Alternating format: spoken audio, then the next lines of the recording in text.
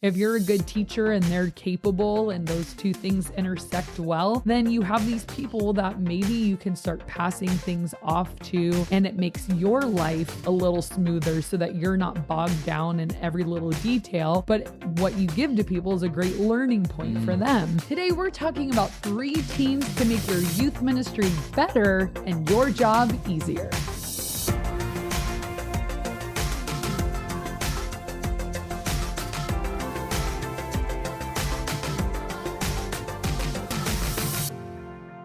Welcome to the Ministry Coach Podcast, where we give you weekly tips and tactics to help you fast track the growth and health of your youth ministry. If we've never met before, my name is Jeff Lascola, and this is Kristen Lascola. And today we're talking all about 3 teams to make your ministry so much better and your life so much easier.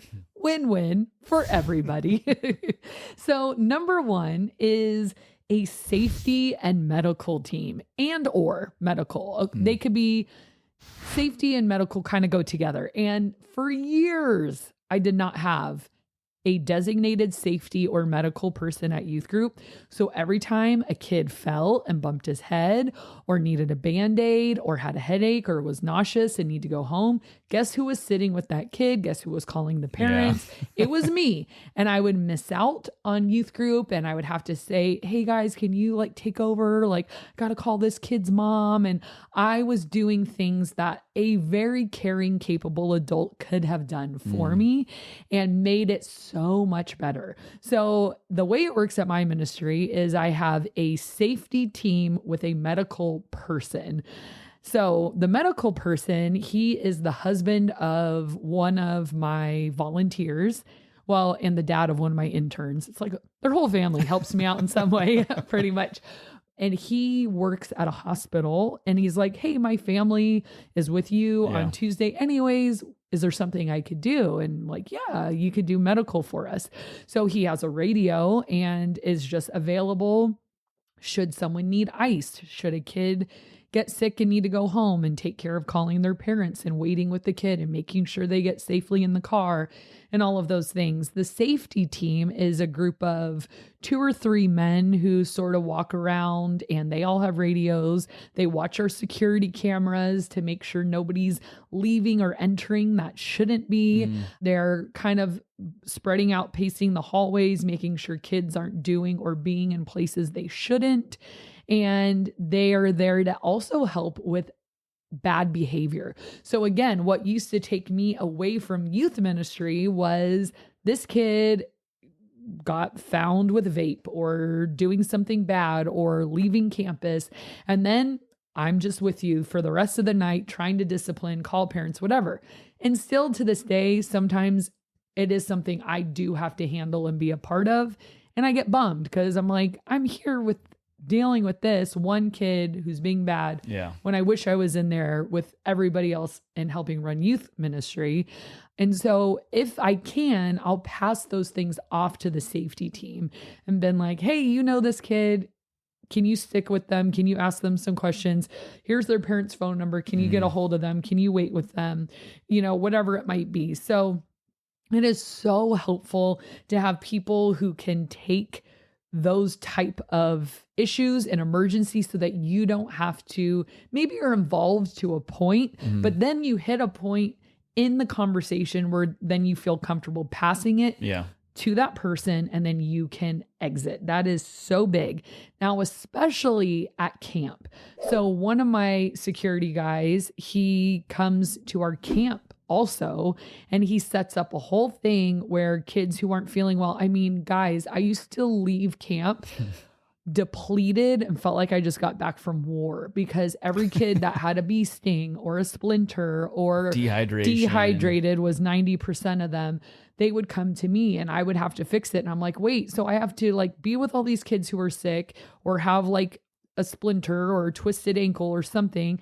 And then I have to be running program. And then I have to be making sure the food is ready. And then I have to be making sure people are down at the beach watching kids. And it was I cannot be this many people. Having a designated medical person at camp it was a absolute game changer. So who is that for you? Get that team up and running. Yeah. If you have a small youth group, that could be one person. They could be doing safety and medical, just someone keeping eyes on your facility, on your church, being in places you can't be, but somebody just owning the overall safety of the group. Little things like we make sure our bathroom doors are propped open, the exterior doors, so that kids are going in there, slithering around, doing little shenanigans. Ew, on a bathroom floor? They will. Disgusting. If it means that they're going to get away with some shenanigans, they'll do it.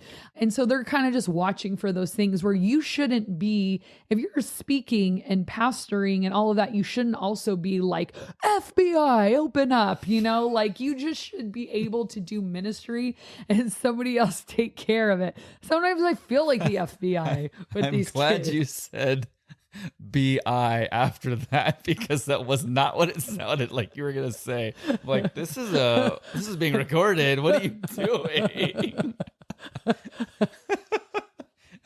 Sorry.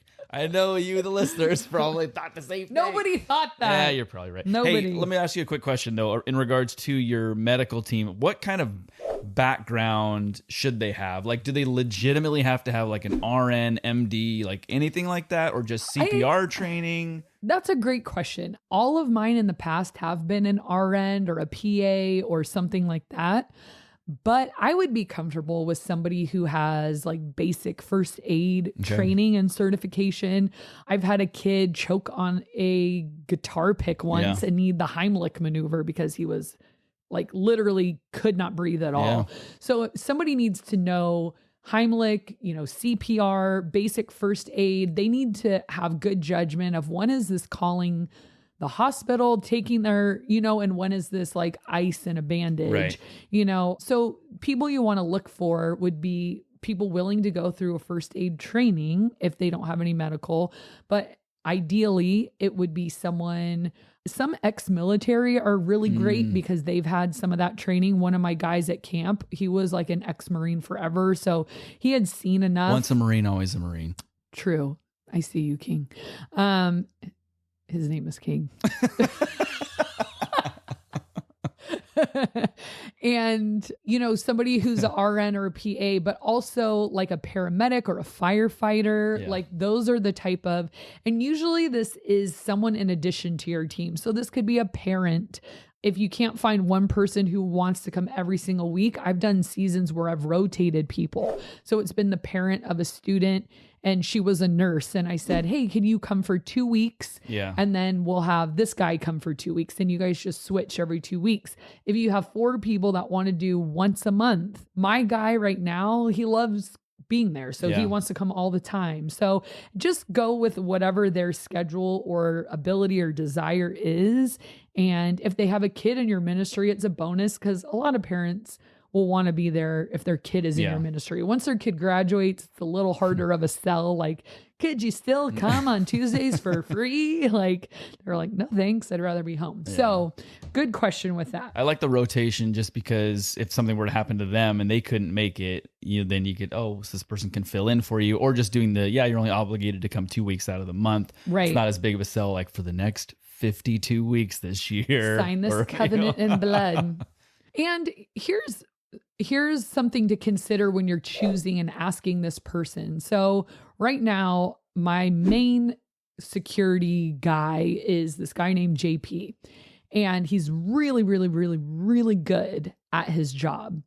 Here's the difference between him and some other types that are security types, some other people that are security types. JP knows and loves our kids. So he's not like the guy bouncer. He's not like down the hall flexing like, hey kid, what are you doing? Like, they run up to him, JP, and they get so excited to see him because he's put in the relational effort. He comes to our events, he comes to our camps, he hangs out with the kids, he knows them. So a lot of times, like when a kid's not feeling well, they sometimes at camp, I think they're just homesick and want to hang out with JP because he's so nice, because they're so far away from home. They've maybe never been on a camp this long and they're just feeling a little like, I want like a I want a daddy or mommy right some now. familiarity. And he'll just sit with them and comfort them and, hey, tell me about your day and what was the best part. And so you're looking for someone who is, like you said, not a bouncer, but someone who can do ministry and who loves kids, who has that gentle heart and is not out here. Because I've had other dynamics where it's like, whoa, bro, chill. Right. This isn't the military. No, it's like, hey, we're doing ministry. We're not like, we don't work in a juvenile detention center. These aren't some like thug punks we're trying to catch in the act of, just be nice. And, just watch that person. If you have someone in mind, think of like, how do they interact with people? Are they intimidating? The last thing you need, especially a new kid showing up, is some intimidating security guard at church, for crying out loud. It's like, that is not the vibe we're trying to create, but someone who's for you, but someone who's here to keep everybody safe. Right. And I think that is actually a really hard person to find. No, but when you find them, JP, never leave me. Okay. Never. So he is like a youth ministry treasure. I sometimes wonder if God is like, Kristen, I'm going to reward you for staying in the game so long. You get a JP. Here you go.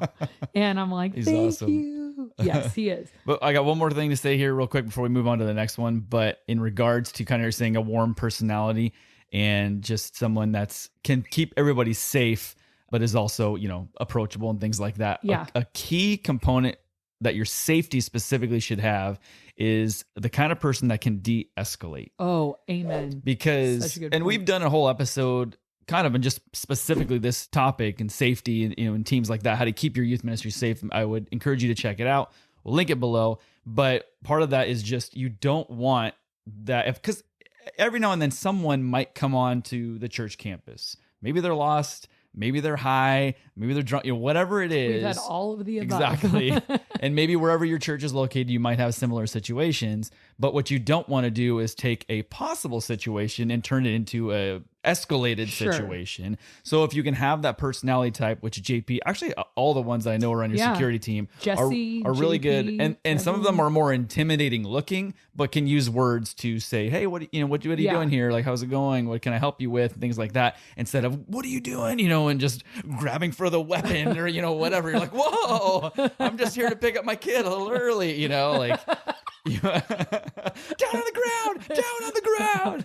So, well, yeah. And you have people that are really trigger happy, and our safety team will say, no pun intended, they will filter those people out, like that is their number. They said the number one weapon you have is someone who can talk to people and ask questions. And like you said, de-escalate, not escalate a situation where it's like where they just know how to ask a good question, calm people down, get to the bottom of it, stay in control, stay calm.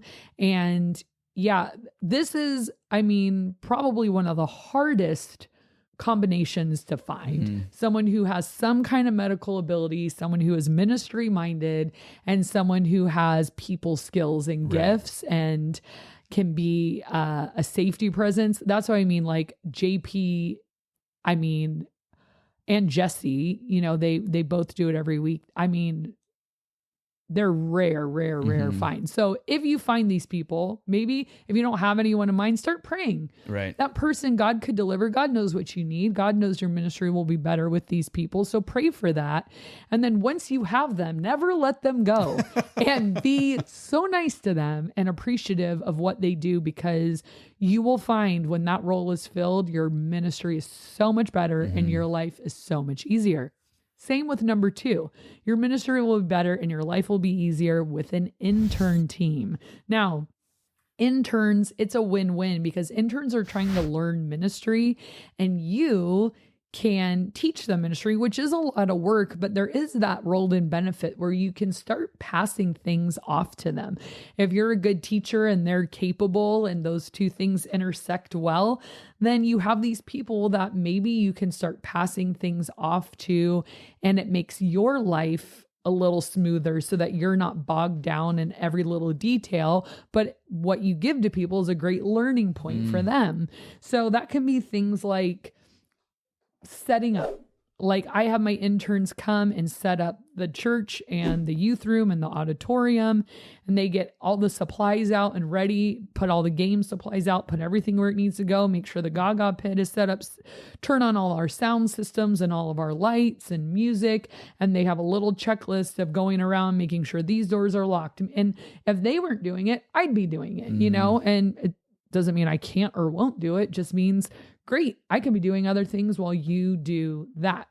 They can help welcome students. So having interns in the room, that is a great, like, takes a little bit of the relational burden off of the youth pastor to have to meet and be with every single kid. But it's like, hey, there's 20 kids in here. I'll hang out with 5, you hang out with 5. And between all of us, every kid has been talked to and greeted and welcomed and all of that. They can help run and ref games. That has been a huge thing for me, is teaching my interns. Like, I just take emceeing from the front for granted. Like, I just get up and I MC, but I realize, oh, that was a skill I learned. So if you teach your interns how to gain control of a room, how to be engaging from the front, how to keep things moving along and organized, well, they can MC. And not only that, you can teach them how to run games, how to ref games, how to set up games. And there's a whole chunk of your program that someone else got to do and learn. And it's so fun now because now I only do half the program. Yeah. So I used to have to MC, ref the game, lead the game, do the icebreaker, announce worship, do all this stuff, all the transitions, speak, and then send them off to their small groups. But now we kind of split it up. Hey, if you're doing the front end of everything, you're doing the welcome and the funny video and the possible shot and the game and reffing the game, and then worship happens. De-escalating the game.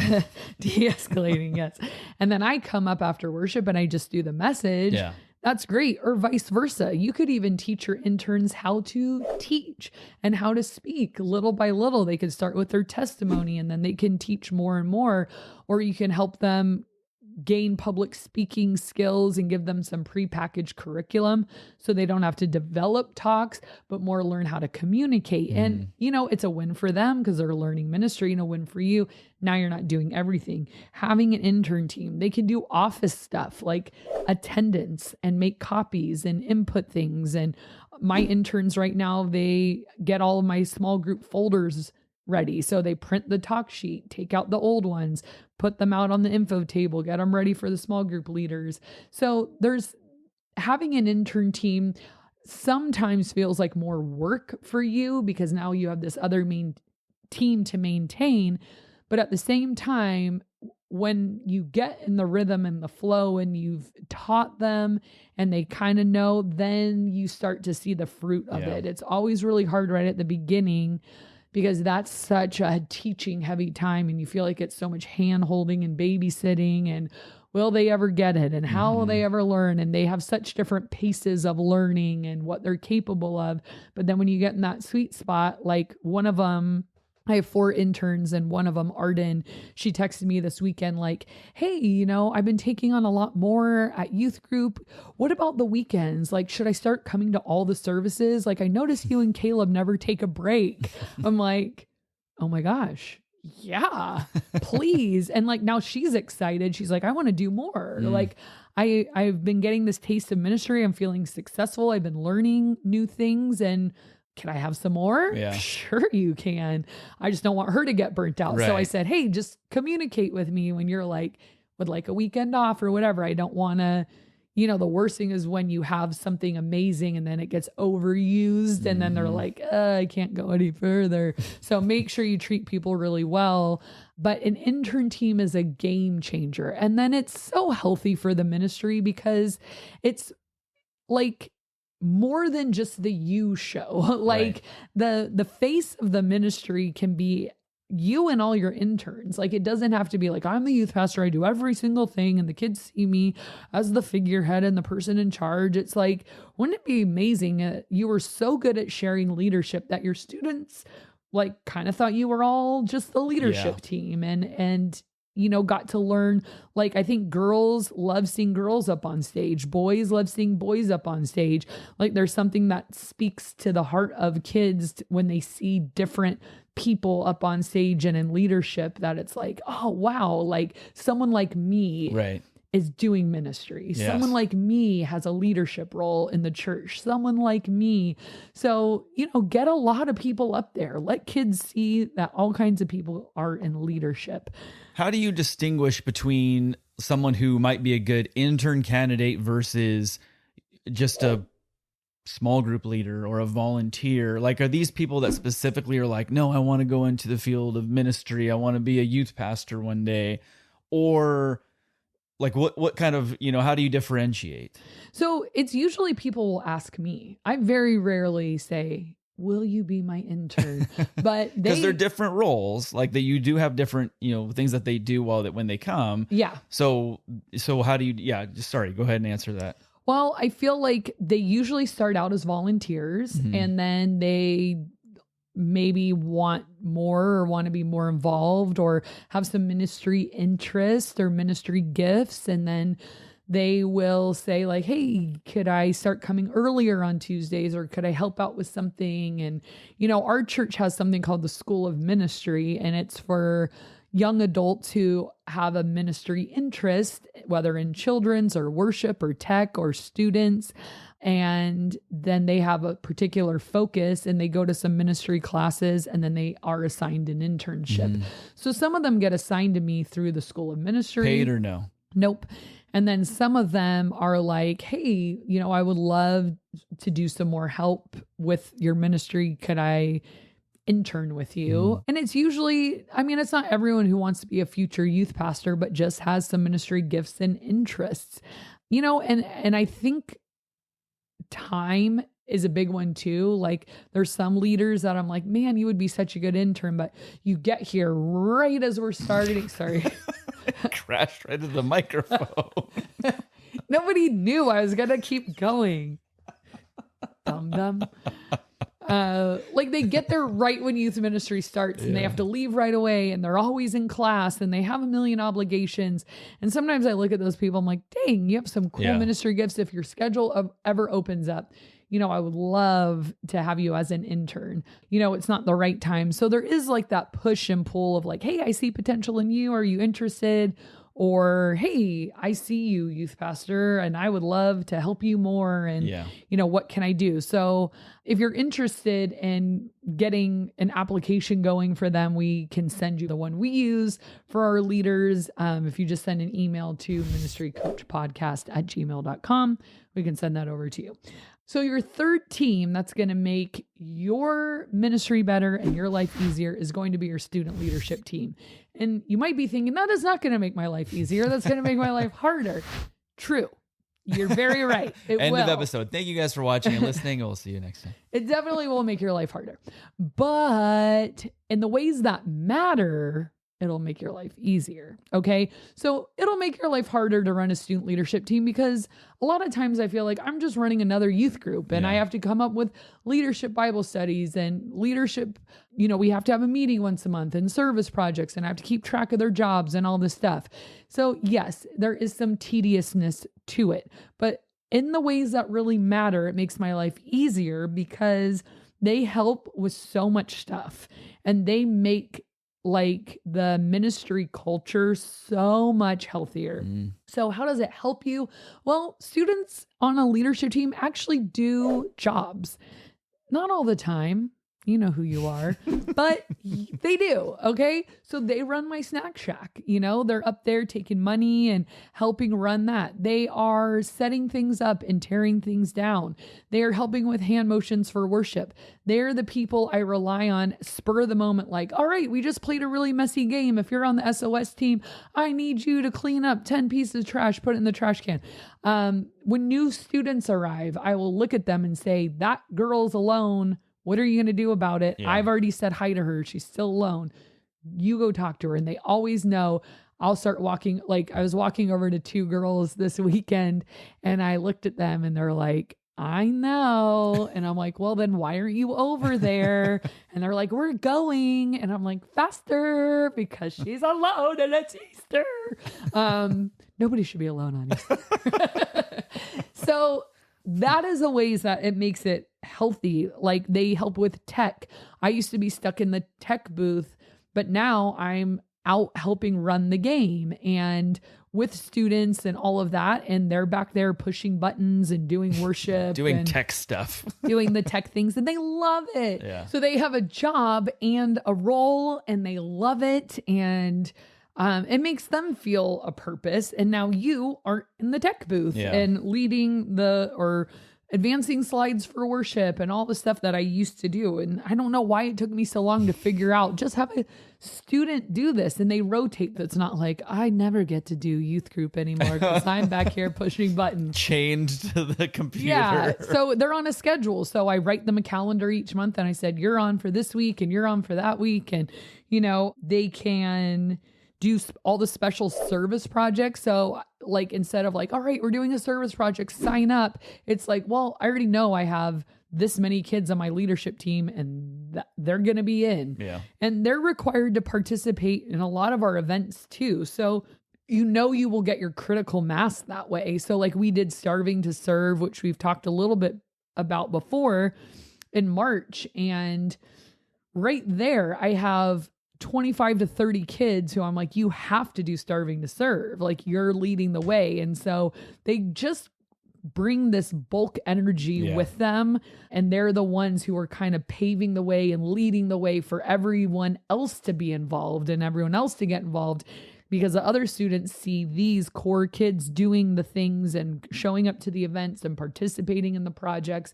So having a student leadership team, while tedious and a little more time commitment on your part as a youth pastor, pays so many dividends and actually ends up making your job easier and your youth group better in the ways that it really matters. Yeah. So if you guys were looking to start a student leadership team, we have a whole episode dedicated to that. And also I would guide you towards the episode we did. It was an underloved episode, maybe because people don't think they need it, but it was about the safety stuff where we go more in depth on all the stuff we talked about in regards to a safety and medical team. All right. So we're going to do a question of the day. And this one is, how far do you live now from where you were originally born? Originally born, not like the second time you were reborn through Christ. Do you want the mileage? Yeah. If you, or just, no, if you, I mean, if you probably all know off the top of your head. I have no idea. I mean, I was born in Miami and I live in San Diego. So nowhere near it. However far. 2,000 plus I feel miles. like that's the furthest you could get, It's probably, almost, except for maybe Maine. Yeah. But yeah, Miami to San Diego. Continental United States, yeah. Yeah. So you guys put in the comment section below how far You didn't say yours. Oh, I was born in Long Beach, which is like 90 miles away. So not super far. Yeah. But here, but also in California. The LBC. LBC. Snoop Dogg. That's right. Yeah. We were buds, So anyways. You wish. Make sure you guys put in the comment section below how far from where you were born do you now currently live. Okay, this is a community comment of the day, which comes from John Lewis Egypt, who says, "Thank you so much for all the teaching and leadership skills." You're welcome, John Lewis Egypt. Thank you, John. Appreciate I'm that. glad you like it. Thank you guys so much for watching and listening. And we'll see you next time. And I have forgotten what this episode is about. And your life easier. All right, I'm going to say it. 3 teams to make your life, better and your life easier. Nope, something like that. That sounded mean. No, he's not, Morgan.